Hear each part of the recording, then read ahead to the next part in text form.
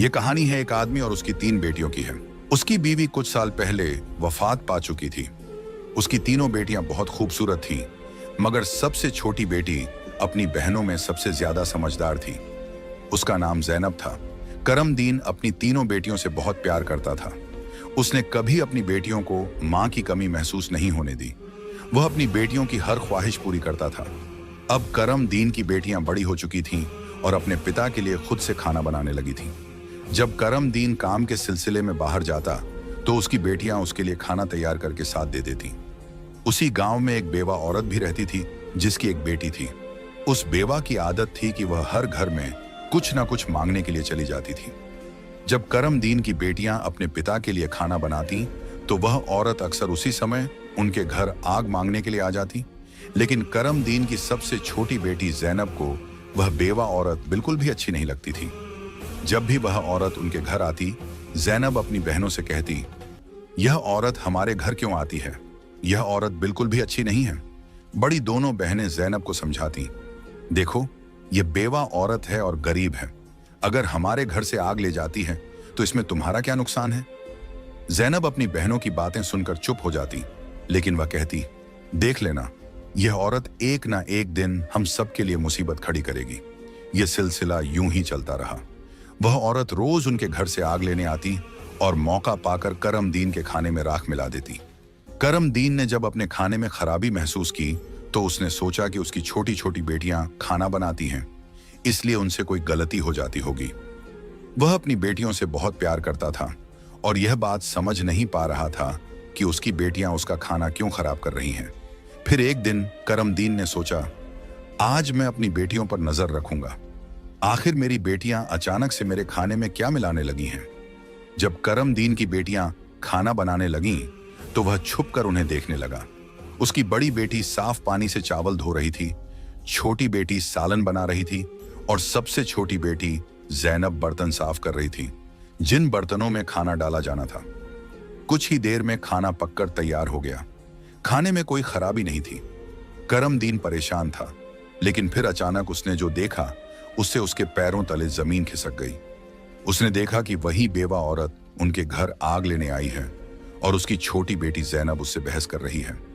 वहीं उसकी दूसरी बहनें ज़ैनब को समझा रही थीं, कोई बात नहीं ज़ैनब, ये बेवा औरत है, इसे आग लेने दो, बड़ी बहन ने कहा। लेकिन उस बेवा औरत ने आग लेने के बहाने नजरें बचाकर करमदीन के खाने में राख मिला दी और सारा खाना खराब कर दिया। यह देखकर करमदीन को बहुत गुस्सा आया। दूसरे दिन करमदीन ने उस बेवा औरत को अपने घर बुलाया और गुस्से में पूछा, तुम्हारी हिम्मत कैसे हुई मेरा खाना खराब करने की? वह औरत बड़ी नाटकीय अंदाज में करमदीन के पास आई और उसके सीने पर हाथ फेरते हुए कहने लगी, अरे, मैं तो यह देख रही थी कि तुम सच में अपनी बेटियों से प्यार करते हो या नहीं। खाना खराब होने पर तुम उन्हें डांटते हो या नहीं। लेकिन तुम तो बड़े अच्छे इंसान निकले, अपनी बेटियों से बहुत प्यार करने वाले। तुमने तो मेरी चोरी फौरन पकड़ ली। अब मुझे यकीन हो गया है कि तुम अपनी बेटियों से बहुत प्यार करते हो। आइंदा ऐसा कुछ नहीं होगा। करमदीन उसकी बातों और उसके नाटक पर यकीन करने लगा, क्योंकि वह बेवा औरत खूबसूरत थी। करमदीन उसके व्यवहार से प्रभावित होकर कुछ भी कहने की बजाय उसे अपनी पत्नी बनाने का फैसला कर बैठा। कुछ ही दिनों में उसने अपनी बेटियों की इजाजत के बिना उस बेवा औरत से शादी कर ली और उसे अपने घर ले आया। शादी के कुछ ही दिनों बाद वह बेवा औरत करमदीन की तीनों बेटियों से सख्त नफरत करने लगी। वह चाहती थी कि किसी भी तरह करमदीन की बेटियां इस घर से निकल जाएं। उसने उन्हें घर से निकालने के लिए तरह तरह के मंसूबे बनाने शुरू कर दिए। वह सोचती थी कि अगर बेटियां घर से चली जाएंगी तो वह और उसकी अपनी बेटी आराम से ऐश की जिंदगी जी सकेंगी। साथ ही करमदीन का पूरा ध्यान सिर्फ उसी और उसकी बेटी पर रहेगा। वह जानती थी कि करमदीन अपनी बेटियों से बहुत मोहब्बत करता है और उन्हें जरा भी दुखी नहीं देख सकता। उसकी अपनी बेटी हमेशा कीमती कपड़े पहनकर घूमती रहती थी, जिससे वह मॉडर्न लगती थी। लेकिन सौतेली मां ने करमदीन की तीनों बेटियों को घर का सारा काम करने पर मजबूर कर दिया। वह उन्हें ठीक से पेट भर खाना भी नहीं देती थी और धीरे धीरे उनकी दूसरी जरूरतें भी कम कर दी। तीनों बहनें हर समय दुखी रहने लगी। एक दिन 2 बड़ी बहनें रो रही थीं, तो ज़ैनब अपनी बड़ी बहनों के पास आई और कहने लगी, प्यारी बहनों, आओ हम तीनों कहीं बाहर चलें ताकि हमारा दिमाग फ्रेश हो जाए। फिर वह तीनों बहनें घर से निकल गईं और चलते चलते एक जंगल में जा पहुंची। वहां एक घने दरख्त के नीचे बैठकर वे रो रो कर अपनी मां को याद करने लगीं। इतने में उनके पास से एक अल्लाह वाले बुजुर्ग का गुजर हुआ। जैनब जमीन पर बैठी रो रही थी और कह रही थी, ऐ मेरे अल्लाह, हम मजलूम लड़कियां हैं और बहुत दुखी हैं। आप देख रहे हैं ना कि हमारी सौतेली माँ हम पर कितना जुल्म करती है। हम कितने दिनों से भूखे हैं। अल्लाह वाले बुजुर्ग पास ही खड़े होकर उनकी बातें सुन रहे थे। फिर वे जैनब से मुखातिब होकर बोले, बेटियों, तुम तीनों यहां इस दरख्त के नीचे रोज आती हो, तुम्हें क्या दुख है? तुम मुझे बता सकती हो? जैनब ने रोते हुए अल्लाह वाले बुजुर्ग को सारा वाकया सुना दिया। उनकी बात सुनकर बुजुर्ग को बहुत दुख हुआ। वे बोले, बेटी, यहां से थोड़ी दूरी पर मेरी झोंपड़ी है। मैं वहां रहता हूं और इबादत करता हूं। मेरी झोंपड़ी के बाहर एक अनार का दरख्त लगा है जिस पर पके हुए अनार लगे हुए हैं। तुम जाओ और उस दरख्त से जितने मर्जी अनार तोड़कर खा लो। यह सुनकर तीनों लड़कियां खुशी खुशी उस झोंपड़ी के पास पहुंची। उन्होंने देखा कि दरख्त पर बहुत ही खूबसूरत और रसीले अनार लगे हुए हैं। तीनों ने एक एक अनार तोड़ा और बैठकर मजे से खाने लगी। जब उनका पेट भर गया तो उन्होंने बुजुर्ग का शुक्रिया अदा किया और घर वापस आ गईं। इसके बाद जब उनकी सौतेली माँ उन्हें खाना नहीं देती तो वे रोज जंगल जाती और उन अनारों को खाकर अपना पेट भर लेती। धीरे धीरे उन्होंने अपनी माँ का दिया हुआ खाना बिल्कुल छोड़ दिया। अब उनकी सौतेली माँ सोचने लगी, मैं इन लड़कियों को खाने को कुछ नहीं देती। मैं इनसे इतना काम करवाती हूँ, उन्हें जलील करती हूँ, फिर भी इनके चेहरे पर एक अजीब सी चमक है।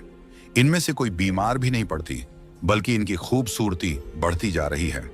और मेरी बेटी, जिसे मैं इतना अच्छा खाना देती हूँ, वह उनके आगे बदसूरत लगती है। दूसरे दिन जब वह लड़कियां जंगल की तरफ गईं, तो सौतेली माँ ने अपनी बेटी को उनका पीछा करने के लिए भेज दिया। जब तीनों लड़कियां अनार तोड़कर खा रही थीं, तो जैनब ने अपनी सौतेली बहन को देख लिया। उसने बाकी बहनों से कहा, यह लड़की हमारा पीछा कर रही है, मैं इसे यहां से भगा देती हूं।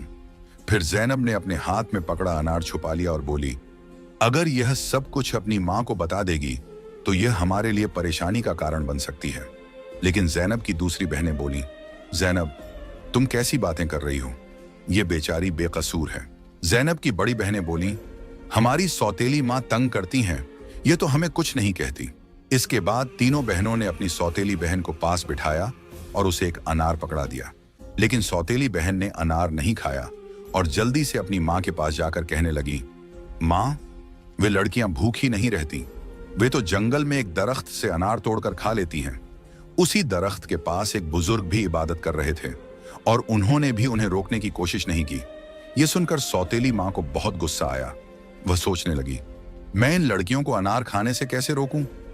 पूरा दिन वह गुस्से में ही रही। जब शाम को करमदीन काम से घर वापस आया तो उसने अपनी बीवी को परेशान देखा। वह बोला, तुम्हें क्या परेशानी है? क्यों इतनी उदास बैठी हो?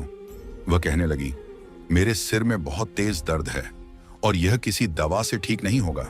करमदीन ने पूछा, तो फिर कैसे ठीक होगा? वह तुरंत बोली, जंगल में एक अनार का दरख्त है जिस पर लाल लाल अनार लगे हैं।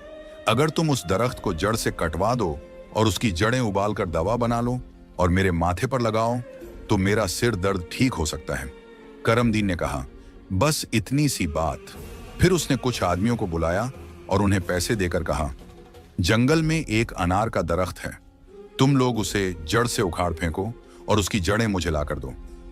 कुछ ही घंटों में वे आदमी उस दरख्त को जड़ से उखाड़कर उसकी जड़ें करमदीन के पास ले आए। करमदीन ने जल्दी से आग जलाई और उन जड़ों से दवा बनाकर अपनी बीवी के माथे पर मलने लगा। थोड़ी ही देर में उसकी बीवी कहने लगी, अब मुझे आराम है। अगले दिन जब तीनों बहनें जंगल गईं, तो उन्होंने देखा कि अनार का दरख्त किसी ने जड़ से उखाड़ दिया है। यह देखकर वे बहुत परेशान हो गईं और सोचने लगी, अब हम क्या खाएंगे? तभी वे तीनों लड़कियां वहीं बैठकर रोने लगी। उनके रोने की आवाज सुनकर अल्लाह वाले बुजुर्ग अपनी झोंपड़ी से बाहर आए। वे समझ गए कि लड़कियां क्यों रो रही हैं। वे बोले, इसमें रोने की क्या बात है? अल्लाह तुम्हें इससे भी बेहतर कुछ देगा। फिर अल्लाह वाले बुजुर्ग ने अपनी उंगली से जमीन की तरफ इशारा किया और वहां पर एक छोटी सी नदी बन गई जिसमें पानी की जगह दूध बह रहा था। उन्होंने उन लड़कियों को एक मिट्टी का प्याला दिया और कहा, जहां से जितना मर्जी हो दूध पियो। लड़कियां बहुत खुश हुईं और मिट्टी के प्याले में दूध भरकर पीने लगीं। जब उनका पेट भर गया तो वे बुजुर्ग का शुक्रिया अदा करके घर वापस आ गईं। इसके बाद उनका रोज का यह मामूल हो गया कि वे तालाब के पास जाती और मिट्टी के प्याले में दूध भरकर पी लेती। उनकी सौतेली माँ उनकी सेहत देखकर हैरान थी। उसने अपनी बेटी को बुलाया और कहा, मैंने तो जंगल से अनार के दरख्त का नामो निशान मिटा दिया था, फिर भी इन लड़कियों की सेहत पर कोई असर नहीं पड़ा। मैं तो इन्हें पेट भर खाना भी नहीं देती। आखिर ये ऐसा क्या खा रही हैं जिससे इनकी सेहत इतनी अच्छी हो रही है? उसने अपनी बेटी से कहा, इनका पीछा करो और पता लगाओ कि ये क्या खाती हैं। लड़की फिर से अपनी बहनों का पीछा करते हुए जंगल में गई। जब तीनों मिट्टी के प्याले से दूध पी रही थीं, तो जैनब ने पीछे मुड़कर देखा। उसने अपनी सौतेली बहन को चुपचाप खड़ा देखकर बाकी बहनों से कहा, देखो ये लड़की फिर हमारा पीछा कर रही है। जैनब ने अपनी बहनों से कहा, तुम लोग जल्दी उठो और इसे यहां से भेजो, क्योंकि अगर इसने हमारे तालाब को देख लिया तो यह घर जाकर सब बता देगी और फिर घर में हंगामा खड़ा हो जाएगा। लेकिन जैनब की बड़ी बहनों ने उसे डांटते हुए कहा, तुम्हारा आखिर मसला क्या है? माना कि हमारी सौतेली माँ हम पर जुल्म करती है, लेकिन इसमें इस बेचारी का क्या कसूर? जैनब यह सुनकर चुप हो गई। इसके बाद तीनों ने अपनी सौतेली बहन को नदी के पास बिठाया और मिट्टी के प्याले में दूध भरकर उसे दिया। उस लड़की ने दूध पिया और जल्दी से अपनी माँ के पास पहुंचकर तालाब और दूध वाली पूरी बात बता दी। सौतेली माँ को यह सुनकर बहुत गुस्सा आया। उसने अपने गांव के कुछ आदमियों को बुलाया और कहा, तुम जितने पैसे चाहो मैं तुम्हें दूंगी, लेकिन तुम्हें जंगल में जाना होगा। वहां एक बुजुर्ग की झोंपड़ी और तालाब है। तुमने वो झोंपड़ी खत्म कर देनी है और तालाब में मिट्टी डाल देनी है। बदले में तुम्हें बहुत पैसा मिलेगा। कुछ ही देर में वे आदमी उसकी मर्जी के मुताबिक सब कुछ करके लौट आए। वह औरत अब बहुत खुश थी। अगले दिन जब तीनों बहनें जंगल में गईं, तो उन्होंने देखा कि वहां न तो तालाब है और न ही बुजुर्ग की झोंपड़ी। यह देखकर उन्हें पहाड़ जैसा दुख हुआ। वे वहीं बैठकर रोने लगीं और भूखी प्यासी अपने घर लौट आईं। उनकी सौतेली माँ यह देखकर बहुत सुकून महसूस कर रही थी। एक दिन वह फिर बीमारी का बहाना बनाकर लेट गई। शाम को जब करमदीन घर आया तो उसने अपनी बीवी को प्यार से कहा, चाहे मेरा सब कुछ बिक जाए, लेकिन मैं तुम्हें कुछ नहीं होने दूंगा। तुम्हारा इलाज सबसे अच्छे डॉक्टर से करवाऊंगा। लेकिन उसकी बीवी कुछ और ही चालें चल रही थी। उसने कहा, आपको इतना कुछ करने की जरूरत नहीं है। मेरी जिंदगी बचाने के लिए बस एक छोटा सा काम करो। करमदीन बोला, जल्दी बताओ क्या करना है, मैं वही करूंगा। उसकी बीवी बोली, तुम अपनी तीनों बेटियों का खून निकालकर मेरे हाथों और पैरों की हथेलियों पर मल दो, तभी मैं ठीक हो सकती हूं। यह सुनकर करमदीन की आंखों में आंसू आ गए, क्योंकि वह अपनी बेटियों से बेहद मोहब्बत करता था। वह चुपचाप कमरे से बाहर निकला और अपनी बेटियों को ढूंढने लगा, लेकिन बेटियां घर में नहीं थीं। वह परेशान होकर उन्हें ढूंढते ढूंढते कब्रिस्तान पहुंचा। वहां उसने देखा कि उसकी तीनों बेटियां अपनी मां की कब्र के पास बैठकर रो रही हैं। यह देखकर करमदीन का दिल कांप गया। एक तरफ उसकी बीवी की ख्वाहिश थी और दूसरी तरफ उसकी बेटियों की जिंदगी। करमदीन को समझ नहीं आ रहा था कि वह क्या करे। उसने सोचा कि उसकी बीवी उसकी बेटियों से कभी खुश नहीं होगी और उसकी बेटियां अपनी सौतेली मां के साथ खुश नहीं हैं। इसलिए उसने फैसला किया कि बेटियों को कहीं दूर ले जाएगा। उसने अपनी बेटियों को गले लगाया और कहा, ऐ बेटियों, तुम क्यों परेशान होती हो? मैं तुम्हें कहीं और ले चलता हूं।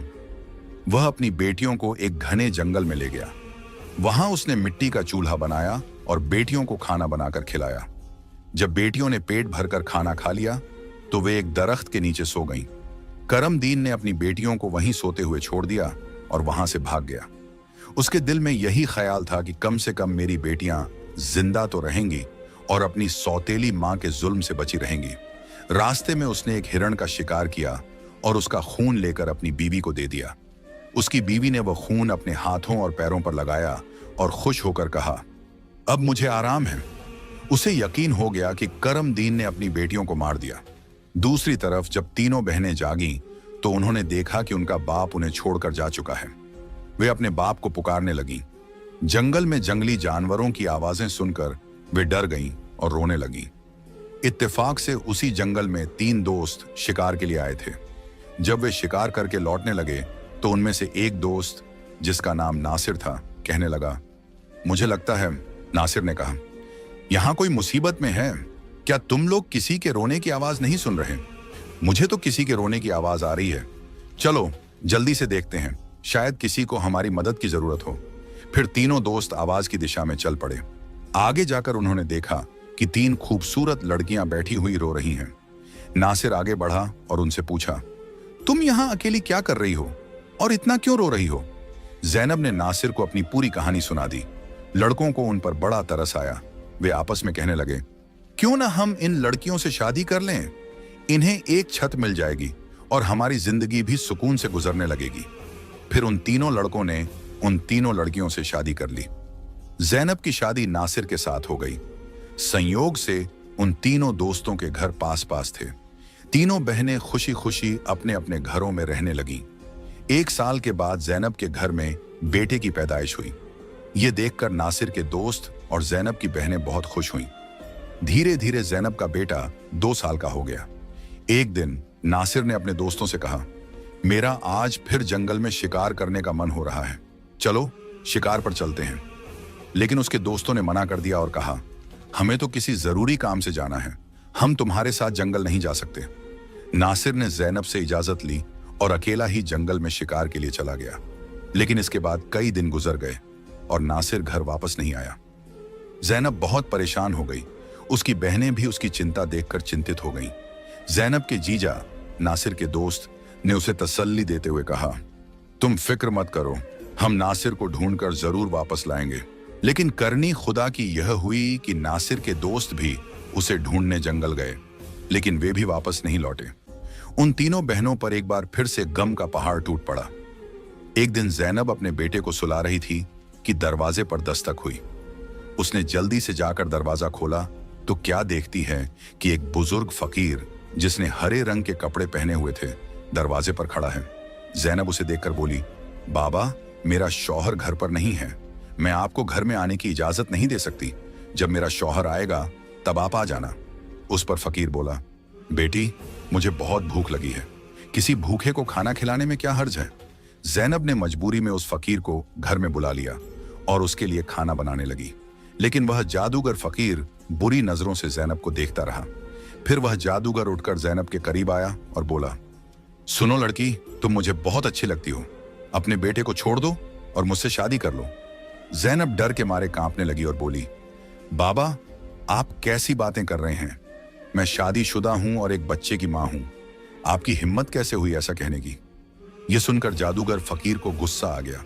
उसने अपने जादू से जैनब को कुतिया बना दिया और उसके गले में रस्सी डालकर खींचते हुए ले जाने लगा। इधर जैनब का बेटा जोर जोर से रो रहा था। जैनब की बहनों ने जब उसके बेटे के रोने की आवाज सुनी तो वे भागती हुई उसके घर आईं। उन्होंने जल्दी से जैनब के बेटे को गले लगाया और अपनी बहन को घर में ढूंढने लगी। लेकिन उन्हें जैनब कहीं नजर नहीं आई। उनकी सौतेली मां के बाद अब जैनब भी गायब हो चुकी थी। वक्त इसी तरह गुजरता रहा। अब जैनब को गुम हुए भी 14 साल का लंबा वक्त गुजर चुका था। इस दौरान जैनब का बेटा जवान हो चुका था। उसे उसकी दोनों खालाओं ने मिलकर पाला था। एक दिन जैनब की खालाओं ने उसे उसकी मां के बारे में सारी सच्चाई बताई। यह सुनकर वह बहुत परेशान हो गया और बोला, खाला, आज मैं अपने माँ बाप को जरूर ढूंढने जाऊंगा। उसकी खालाओं ने उसे समझाते हुए कहा, बेटा, जो होना था वह हो चुका, जिन्हें जाना था वे चले गए। अब हम तुम्हें नहीं खोना चाहती। हमारे शौहर भी जंगल गए थे और वे भी कभी वापस नहीं आए। अगर तुम भी चले गए तो हम किसके सहारे जीएंगी?